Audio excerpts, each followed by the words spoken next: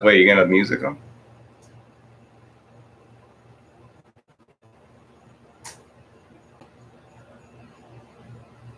Well, that didn't work out.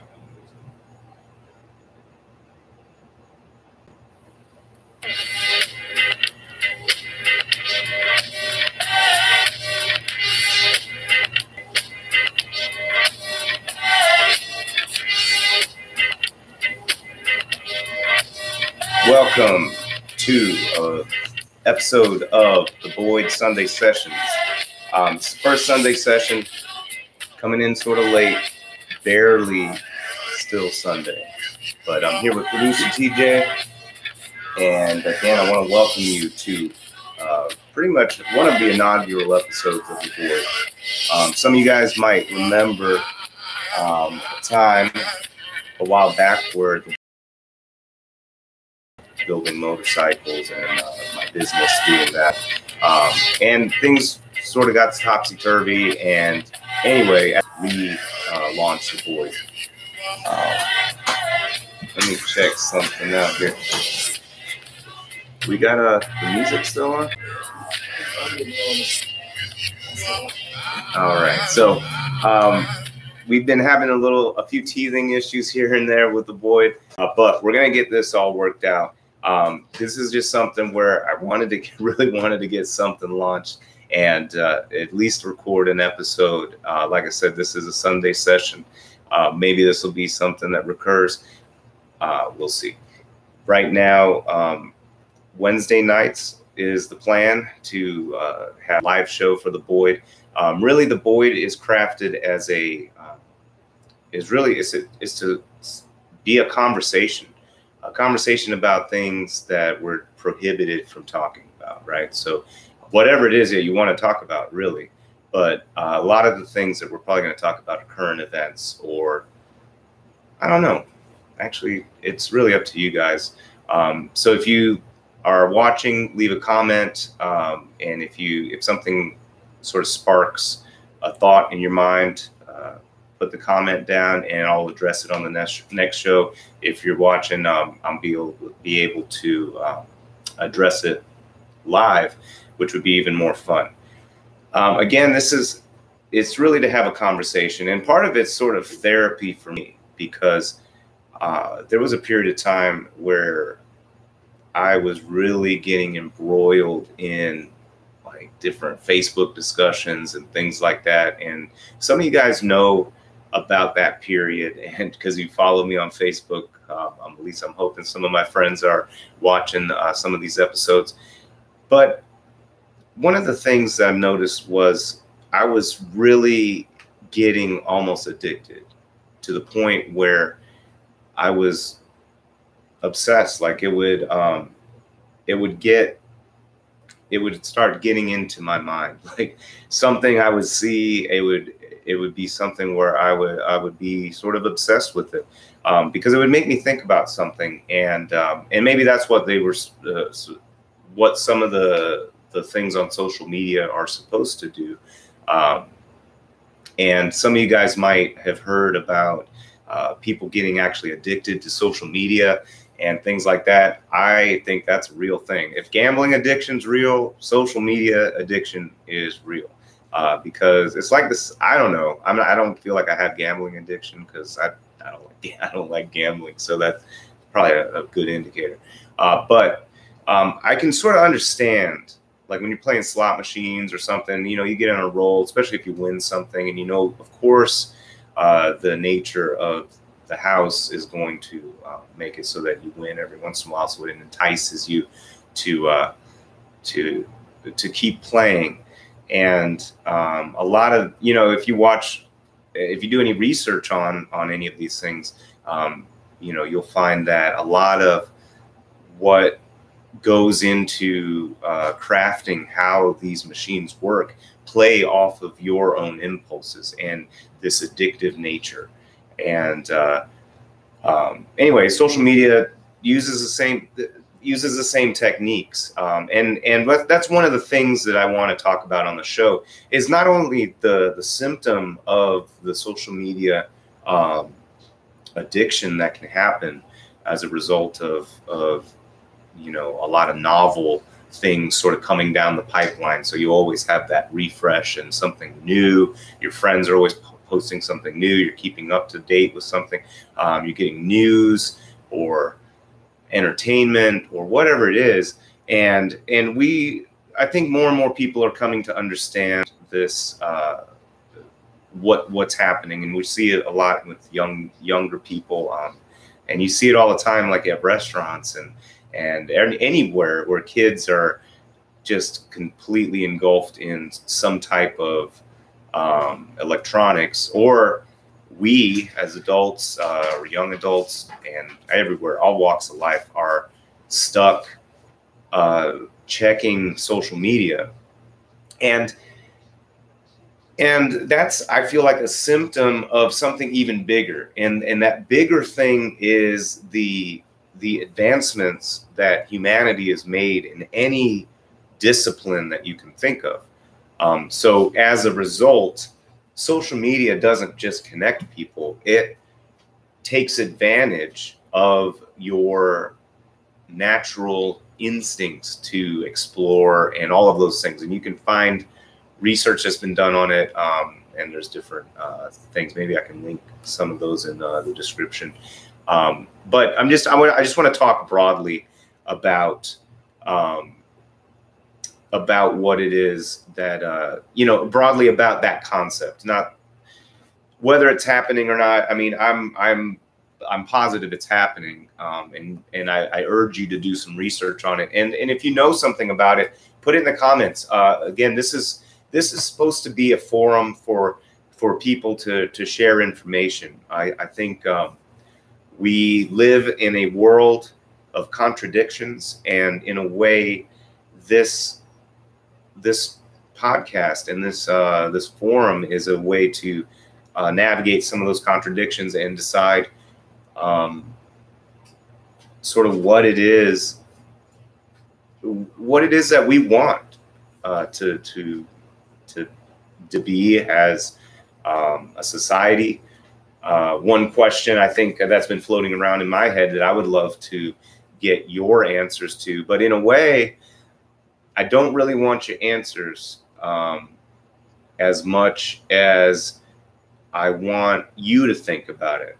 Because I have this sneaky suspicion that, okay, let me put the question out there, and I'll give you my suspicion later. But my question is, what would be your definition of an outstanding person, an amazing person, someone that you would hope to be like a model person within society? And how would you describe that person? And the reason why I sort of prefaced that I was hesitant about having people actually type something is because I really question the honesty of what I would find or what I would get back. And now I'm not trying to say everybody's disingenuous and liars or something like that. What I'm getting at is, I think that there are a lot of social constructions that would manipulate what we would say.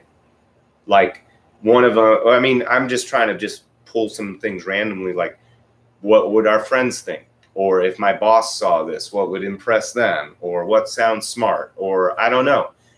And that's why I really would rather you look at this as a mental exercise and think of it, what is that ideal person? And then think about, well, what values are you using to craft that person? And, you know, go to the root of those values. Where did they come from? And, you know, the reason why I'm asking these things is because I think we need to fundamentally start asking ourselves what kind of people we want to be and what kind of society we want to live in. And look at that as not only, you know, nationally, of course, but globally, et cetera. I mean, we could look at it that way too. But I think we should just start with ourselves and then think about what is it? What kind of world do we want to live in? And I know it sounds hokey pokey and stuff, but if we don't think about those things, someone else with the power to apply their will think of those things for us.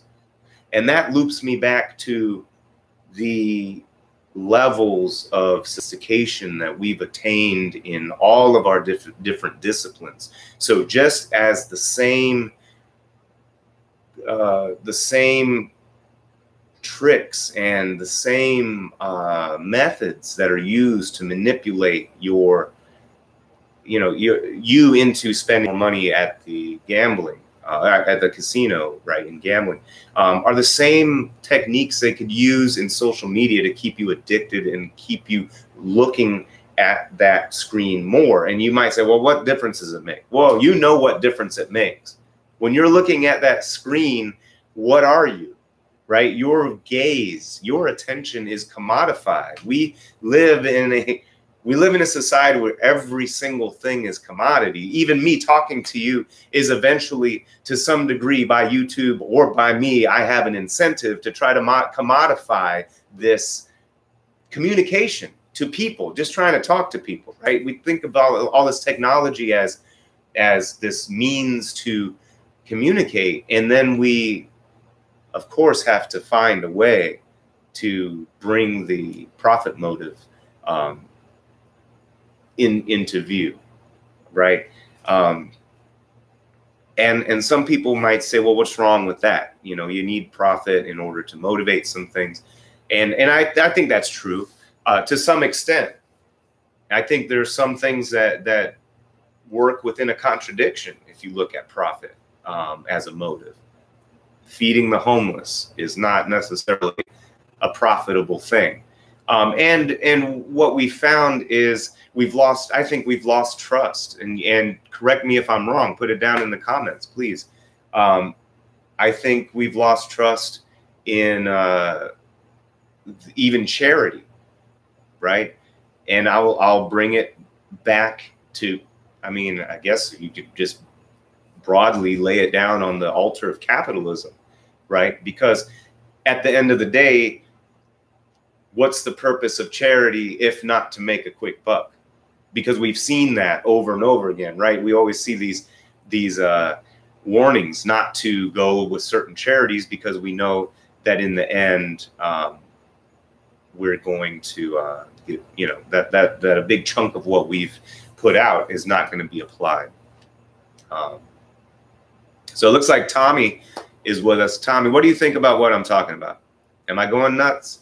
I think to prevent me from going nuts, I think that's why I ended up really trying to relaunch this podcast, because what I found was I'd go on Facebook, I'd get in these discussions, and I lost a lot of followers and friends and stuff on Facebook because I went through this phase, and I'm still in it anyway, where I'd post all sorts of crazy hyperbolic things to get people all pissed off. Not really to get people pissed off, but in a way to get them pissed off because I figured they would engage in a conversation, which a lot of times it did. It did instigate some conversations, but I handled a lot of them really poorly. So for those of you out there that were at the receiving end of my snarky, highly asshole-influenced diatribes, etc., I'm sorry. Part of that is because sometimes some of these things are so, we live in a complex world, and I'm trying to like fit everything into something where someone actually would read it at Facebook.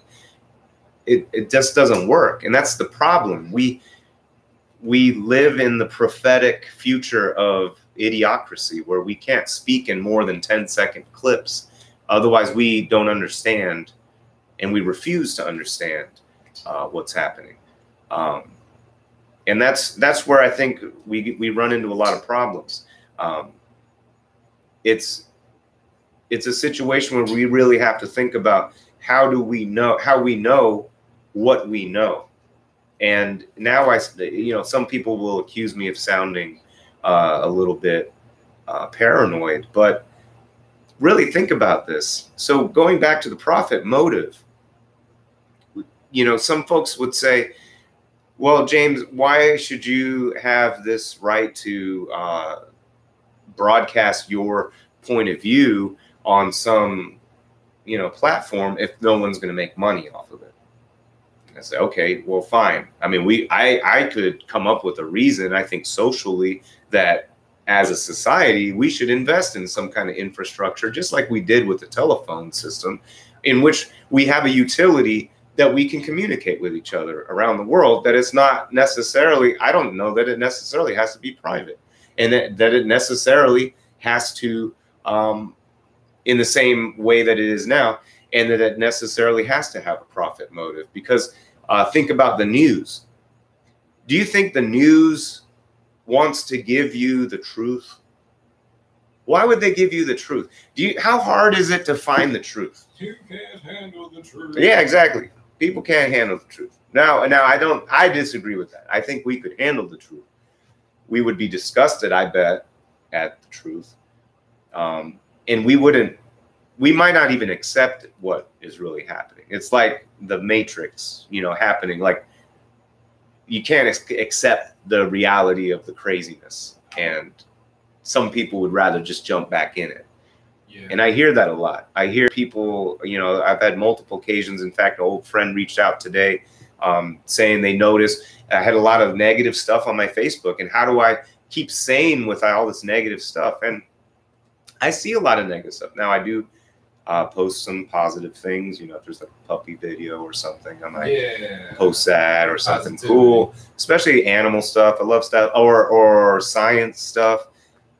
So for those folks that love those things that I post, but then hate all the political crap that I post, sorry, that's just the price. It comes with the territory. It comes with it. Those are the things that sort of are on my mind, that I'm thinking about.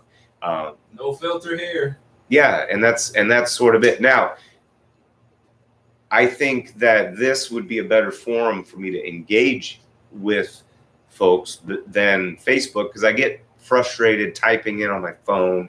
And I don't think it, I'm an ex-millennial. I just found out this is new.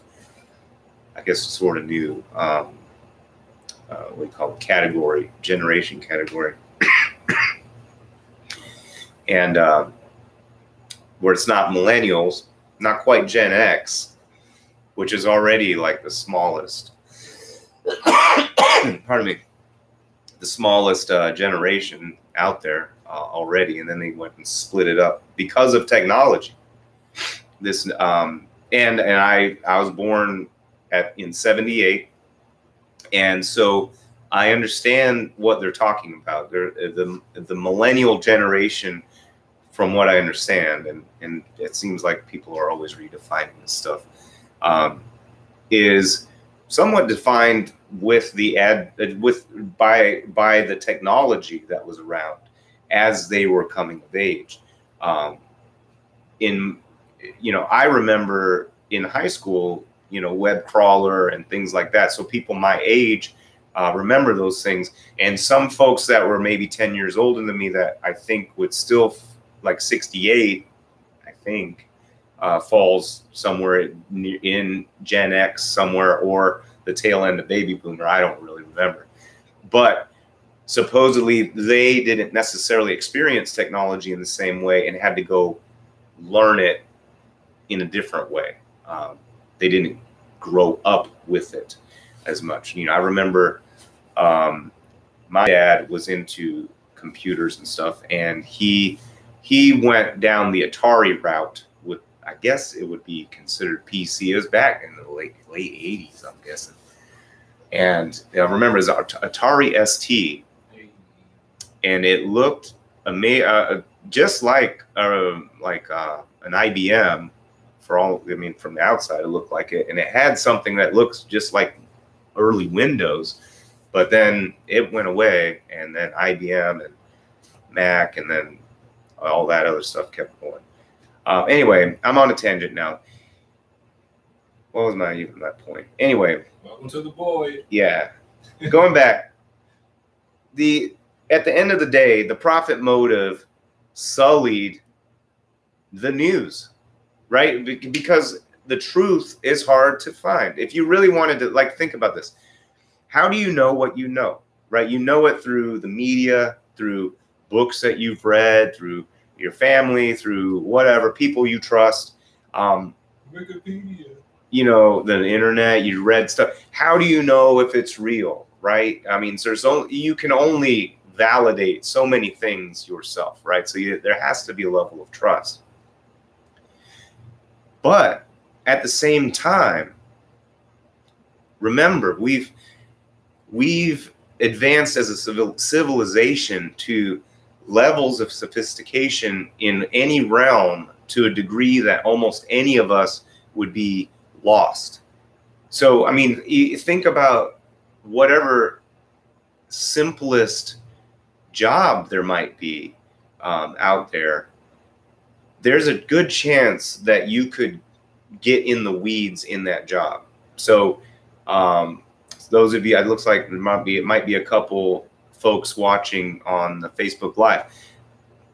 Think of the simplest job that you can think of, and I would venture a guess that there's a way for you to be so detailed at that job that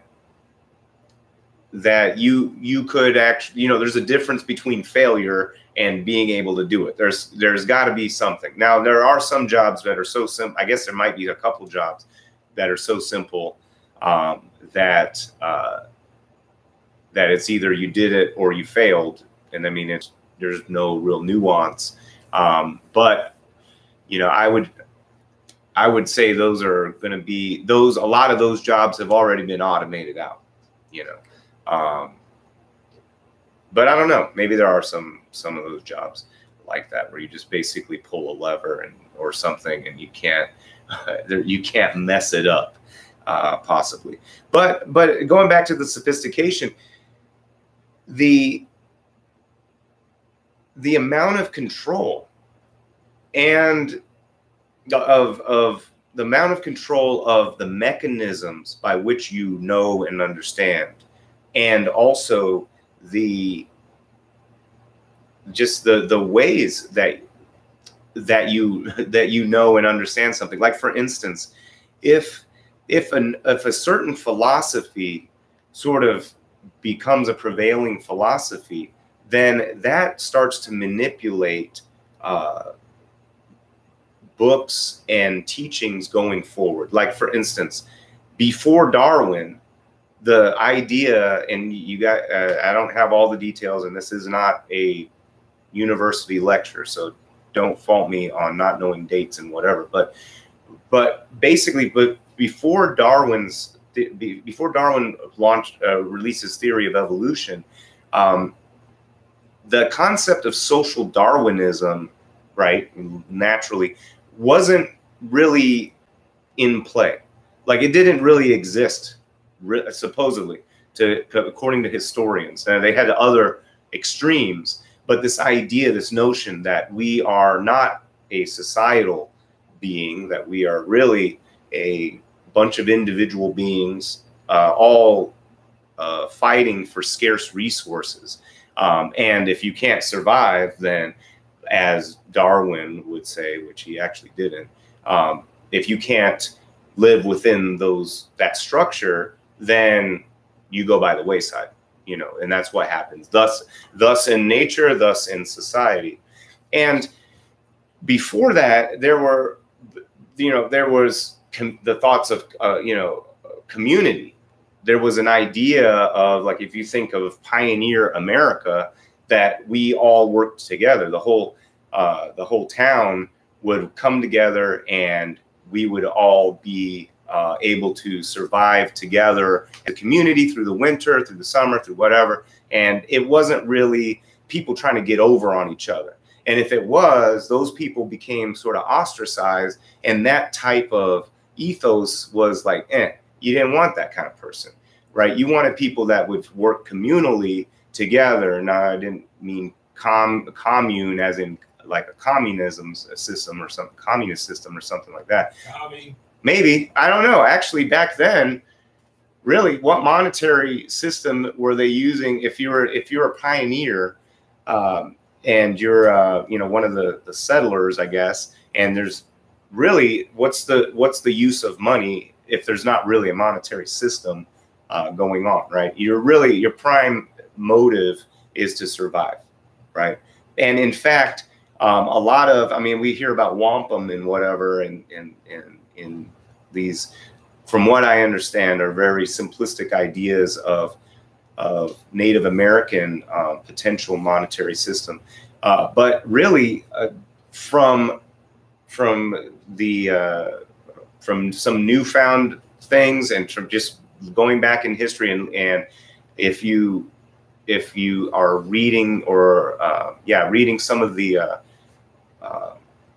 writings of the time, when they describe, because actually in the beginning, when Columbus and some of those folks were coming over, there were a couple people that would actually scribe for the trip, and some of them wrote some pretty detailed notes about what was going on. Howard Zinn's People's History of the United States has some excerpts from those, and you can hear what they wrote, and they would tell of a culture that didn't revolve around this notion of scarcity, this notion of that you are an individual surviving against the other individuals. That was not a philosophy that existed. And in fact, one of the surprising things that he said was how many times, or how many instances in these old writings, that they said that children and adults that were either found or somehow ended up in the care or possession of the Indians, a lot of them refused to go back to Western culture, and in fact rather stay in the Indian culture, because they didn't have the same anxieties that they had in the Western culture, with what in essence was this social Darwinist approach that if you couldn't make it, then you might as well just die, because what's your utility to anybody, right? And so this notion has crafted the mindset of a lot of society into almost thinking that no other kind of culture could exist. In fact, there's a really cool clip of an Aboriginal person from Australia or New Zealand, I can't remember, in that area. And they were talking about before the white man came, there was no such word as please or thank you or any of those things, because everybody understood that they were helping and sharing with each other. And it was a concept that it just, the fact that you didn't even have those words. Now, I'm not saying that we should move to that system. I mean, that would be interesting, but I'm saying there are alternatives to that socialistic Darwinist approach. And in fact, they got Darwin all wrong anyway. Darwin wasn't talking about who, when they say survival of the fittest, that's not really the reality. Preach. Right? It's not the reality. Because what is fit? What does fit really even mean? If you think about it. It's a Honda. True. There is the Honda fit. When you think about being fit for the environment, and on that note, I'm going to take a quick break. Think about, what does it mean to be fit for the environment, and why is it wrong? I'm going to tell you. I'm going to explain why it's wrong. To just think that those that survive are the fittest, simply the fittest for that environment. Okay, and then we'll discuss it some more in a couple minutes.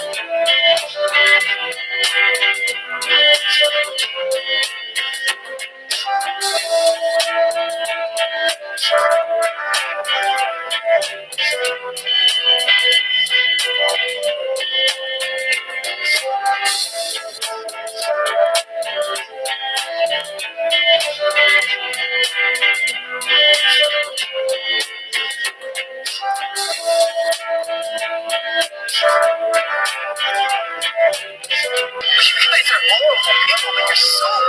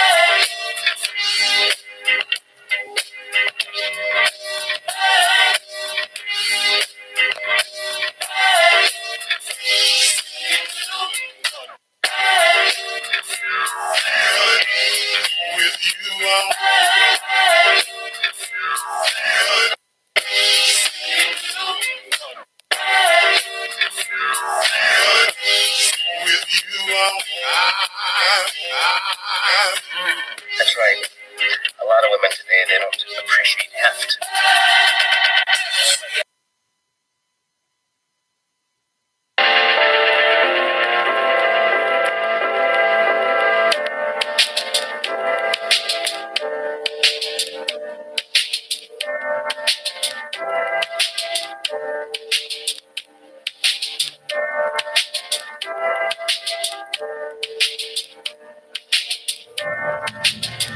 All right, guys, welcome back.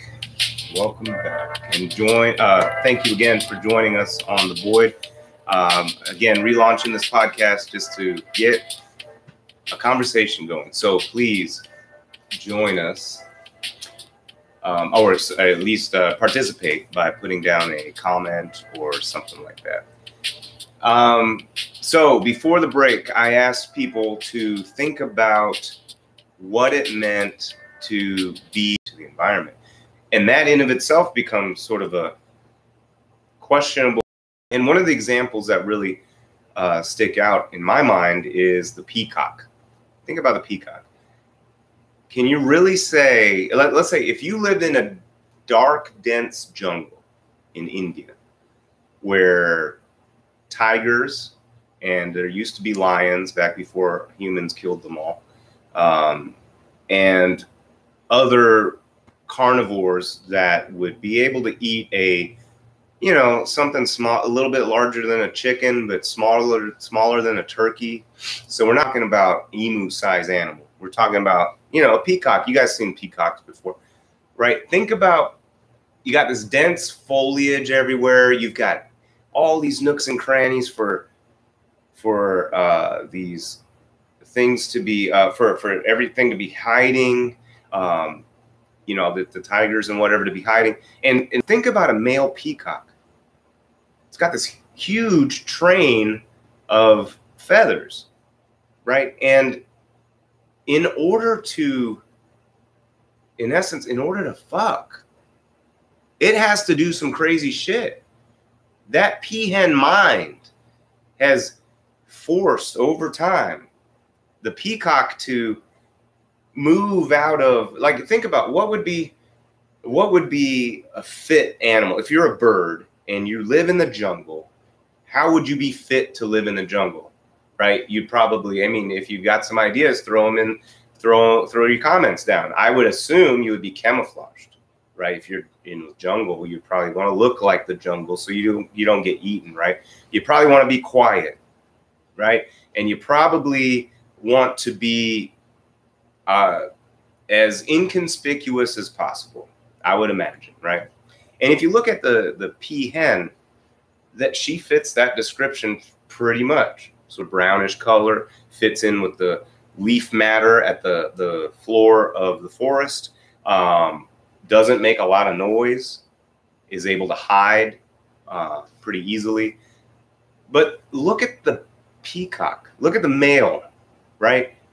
Isn't camouflaged at all, is noisy as fuck, and he has to like stand, he has to leave the jungle, right, where he could be hiding and eating worms and chilling and doing his own peacock thing. No, he has to, if he wants to do it, right, what does he have to do? He has to go find a clearing, right? So get out of hiding. He has to open this gigantic fan that he could barely walk with. And he has to make a whole bunch of noise. And maybe he gets the fuck. You know what I'm saying? How's that fit? That's not fit. Now, and I think the moral of the story goes that that was wrong to begin with. That was a misinterpretation of what Darwin was really getting at. What's happening, what really happens is it's your DNA surviving. And how does it survive? Richard Dawkins wrote a whole book called The Selfish Gene. And it's an interesting perspective. I didn't read the whole book, but one of the I guess main ideas you could think of from it is that you've heard of your body as a vessel and all this stuff, and it sounds real spiritual and stuff, but really you are the result of a set of instructions, and your set of instructions is the general set of instructions for human, right? Your dog has the general set of instructions for dog. Otherwise, your dog would be not a dog, but would be something else. So whatever else you have, that had that set of instructions. Now, of course, there are little tiny detailed instructions that make it your dog, your cat, you and not me and not someone else, right? But at the end of the day, it's a set of instructions. And when we say a species survives or something like that, it's really that batch of instructions that equates to this set of stuff. Really, if you think about it, you could say, well, the being, the animal, the person, whatever it is with DNA, which on a whole other episode that we should talk about, the fact that all living things have this trait in common, that we are all connected through this trait of the instruction set of DNA.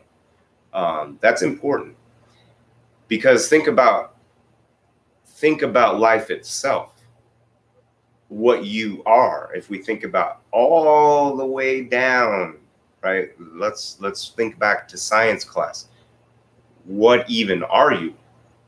You're a bunch of atoms, right, that are linked together to make molecules, and those molecules link together to make, cell components, not even cells yet, right? And these are atoms and molecules and things arranged in certain ways that interact with each other in certain ways that really work off chemical processes, right? And we keep extrapolating that from cell componentry, right? I'm not even talking about organelles yet. I'm talking about like membrane pieces and stuff, right? And then the componentry of the organelles, and then the cell itself, and then the cell collection to the organ, and then the whole being. Think about all of those things. At what point is what in that is life? What part is alive? Where does the life part go from when we're talking about are atoms alive? Because we know, like, this this glass is made of atoms, we don't say the atoms are alive. The atoms that we're made out of, are they alive or not alive, right? And most of us would say they're not alive, right? But the atoms that join together to make molecules, are the molecules alive? And most of us would say, no, those molecules aren't necessarily alive. They're just molecules that exist in your body or whatever part of it, right? Okay, so when those molecules interact together to form chemical reactions, is that where life is? Is life simply a set of chemical reactions and electrical signals, right? So even your thoughts, right? You take the wrong meds and you are not you. So what is you? I mean, you know, this kind of, anyway, let's go back to fucking, right? I mean, let's just face it, right? So going back to survival of the fittest, again, it's a misnomer. Why the fuck would we have peacocks if it's survival of the fittest? That's not fit. It's not fit. Think about it. It's not fit. And there's other examples of that around where the male, in order to compete for the eye of the female, and whatever's directing that, mind you, why?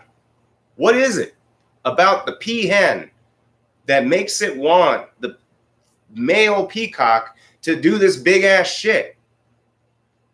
Is it to show, I mean, in so many ways? I mean, I don't know that the peahen is thinking literally. I mean, without anthropomorphizing this, right? What does that mean?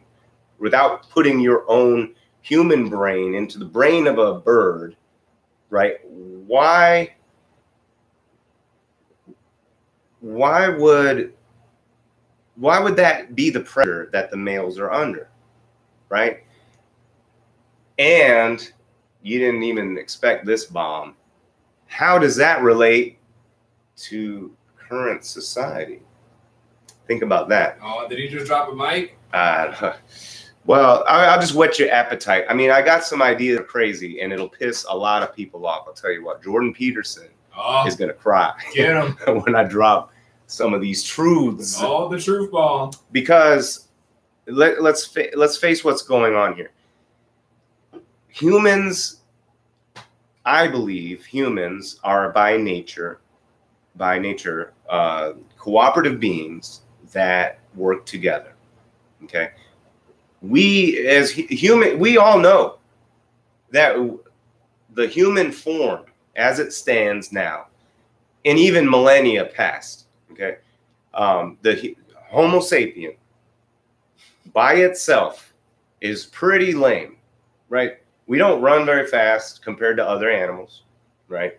We don't see real well compared to other animals, and we don't hear real well. We don't smell real well. Actually, we don't do anything at all very well. We sort of suck at living in this earth by ourselves, right? Like you can't take on a lion, okay, by yourself. That's why all these libertarians out there, like rugged individuals. Well, without technology, alone, with nothing, can you fight the lion? But with your buddies, I think you could fight the lion. You know what I mean? And that simply is the story of humanity. We are pack beings. We work with each other. And one of the biggest breakthroughs, I think, that really helped push me over the edge to this thought process as a default for humans. Now, I'm not saying there aren't the people that will get over on you and that aren't community-based, that would fuck you over in order to benefit themselves. There's plenty of that, right? And that's why I posed that initial question way back. What is an outstanding person to you? Who is a model citizen to you? What is model society to you? Because I think we have two conflicting philosophies in society, and we really need to choose. I don't think they really live together very well. This social Darwinist idea that if you can't survive, you die. That's just nature's way. You're poor for a reason. It's just because you just aren't of the mindset, or you just don't have the gumption, or you just don't have the will, or blah, blah, blah. The market just is spoken and you're just not worth it. And sorry, you just suck. And so die. Right. And then there's the other side where we have I believe for most of us, now there are some psychopaths out there, which not just clinical, just people that are on the scale, because it is a spectrum nowadays anyway. I mean, there was a time when it wasn't, I guess. I don't know. I'm not a psychiatrist or whatever, psychologist. Weigh in if you're trained. Write some comments on there if you can. And again, this is a place for us to exchange all that we know. I think a lot of us are smarter than we think, but at the same time, again, we live in contradictions, right? We're smarter than we think, but we're also not as smart as we think. So it depends on the situation, right? We have a situation where we feel inadequate. I think that the structures within some of our societal structures make us feel inadequate. It's a celebrity worship, the hierarchical system of everything, like where you work is a hierarchical system, right? Politics, everything. It's not a something where we're equals to each other. There's always somebody calling some shot over somebody else. And in the end, that I think makes us think that we can't necessarily render our opinion on something. But at the same time, we also have something called Dunning-Kruger effect, where a lot of times we think we know way more than we do, because the less you know about something, the more likely it is that you think that you know more about it than you really do. That's really hard to, I mean, I think, look it up. I think it'll be better for you to read it yourself. Read the actual study. It's pretty cool. You know, the idea being that, for example, I mean, I think a lot of us have experienced this, and I always, you know, I think this affects me and prohibits me from wanting to do things or think things, is that you've run into the musician or artist, or I don't know, anything. Someone wants to be a doctor or something, and like they really don't, or maybe they are speaking about an area of expertise that you have, and they're so wrong, but they know so little that they think they're right and they think they're an expert. If that makes any sense. Dustin. All right, so oh, Dustin's adding in. So Dustin's saying on our Facebook Live, so I think going back to libertarians. Libertarians believe in freedom of association. That's also a First Amendment right. You're conflating people who believe in the rights of individuals with cooperations. With cooperation. No, I'm not really. You still have rights with cooperation. You can still have individualism. I mean, you can still be an individual while cooperating. It's the idea of, oh, as far as the libertarians, whatever, sure. The association, I guess, yeah, if you wanted to roam in your pack, you could choose your pack, I suppose, and freely associate within those packs if you had a libertarian tribal mentality, I guess. I don't know. Dustin, could you clarify that? Is it you would still be an individual working for yourself or communally within the tribe, or you would associate as an individual with tribes where you don't have to fight the lion alone? I was throwing libertarian into the notion that it doesn't necessarily jive with the origin sort of humanity, as you know, as we emerged from in a way emerged from nature, because there really is, I mean, if you think about it, we've again, I mean, another contradiction. We live within this great contradiction of living within nature, the natural state of the flesh meat of who we are, the chemicals and the electrical impulses that make us who we are. Again, well, who are you then? Is there really an ethereal you? I mean, I think that's a tangent anyway. But think about this. The story of Phineas Gage, that's an old story. Phineas Gage, I think he was a railroad worker. There was an accident on the railroad, and a railroad spike went up through his brain, up through his skull. I think it went like through his jaw and up through his hole, like made a hole in his skull, went through a portion of his brain. And after that, he was still alive. He survived, but he was a completely different person and didn't remember certain people. His personality was completely different. His interests were different. Everything about, he was simply a different person altogether. So at the end of the day, who are you? If we shoved a railroad spike and jumbled your brain, would you be a different person? Because we physically jumbled your brain. And I don't know. I mean, that just chew on that when you're driving to work, and then come back to me about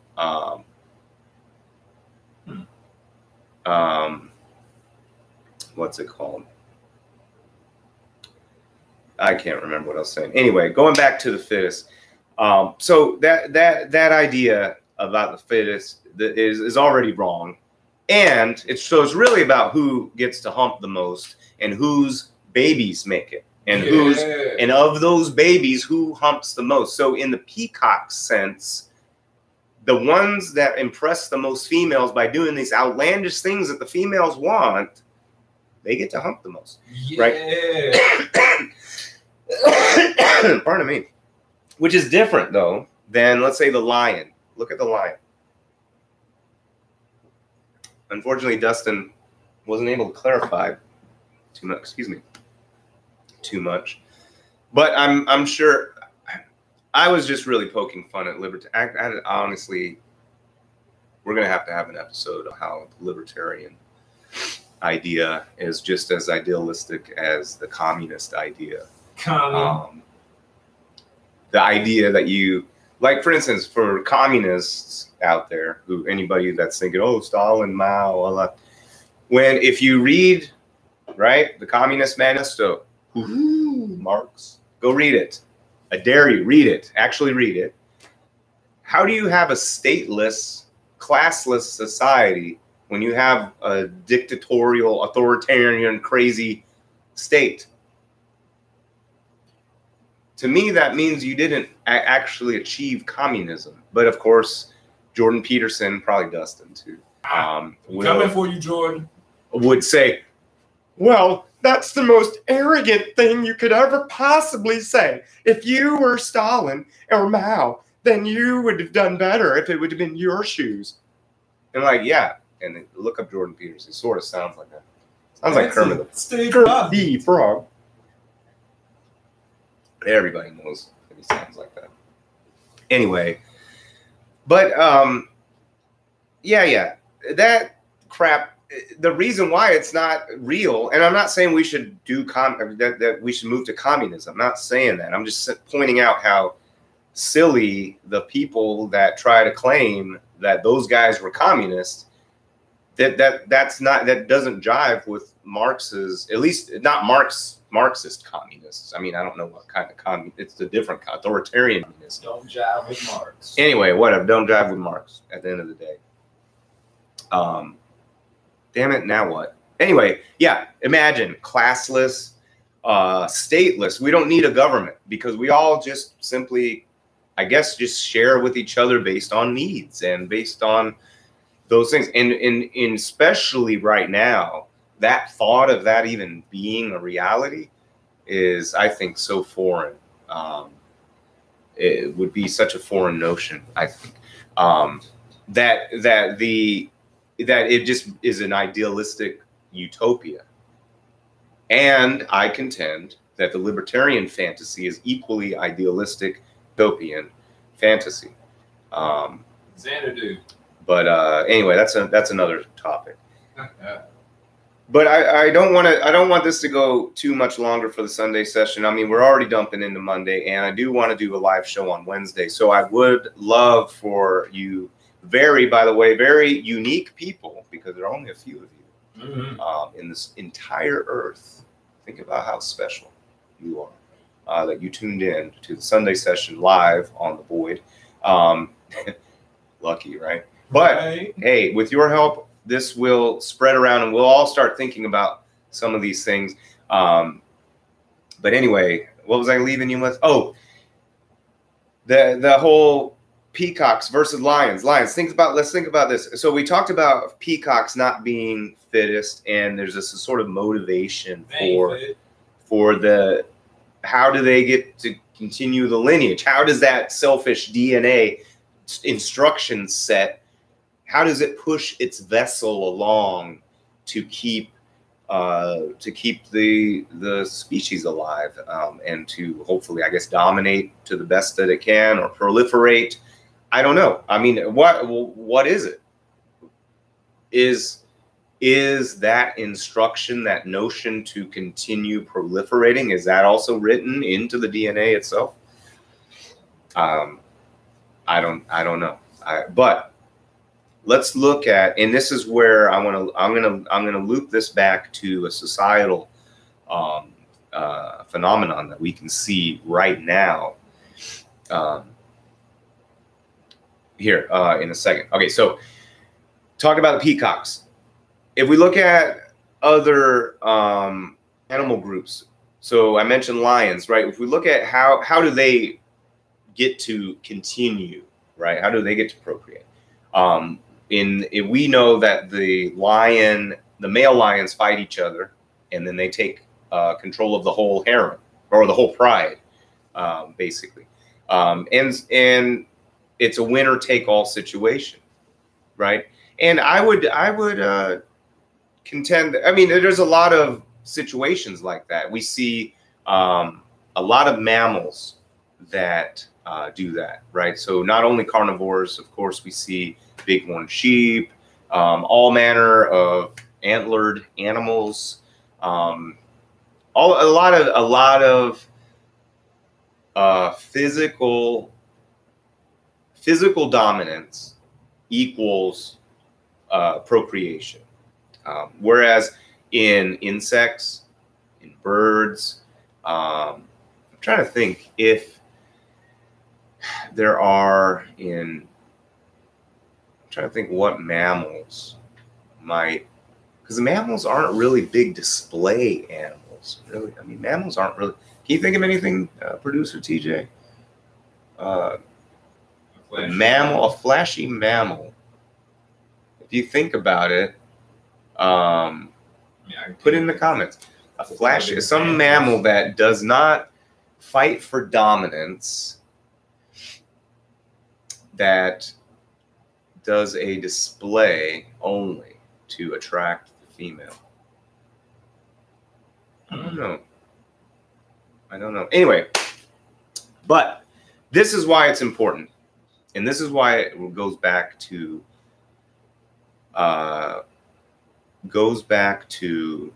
society, because I would argue that for a long period of time in human history, the method for continuation of the species was akin to any other mammal. Really, it was a dominance play.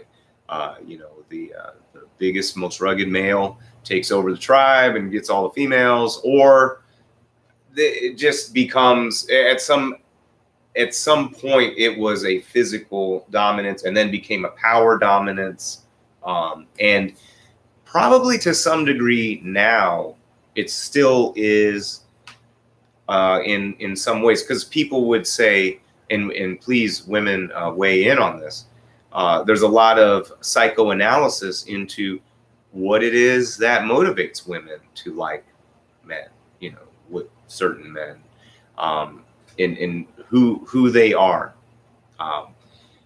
Now, some might be looking at it might be solely physical, right? And there are women that are attracted to the dudes that are like the Cro-Magnon, like the lion, right? That will go and beat up the other lion and take over the harem. There are women that are more like Peacock, who will have their own notion, their own desire of what a man should be, regardless of whether that makes fucking sense or not. Whether it survives in this world or not, that's the man I want. Okay?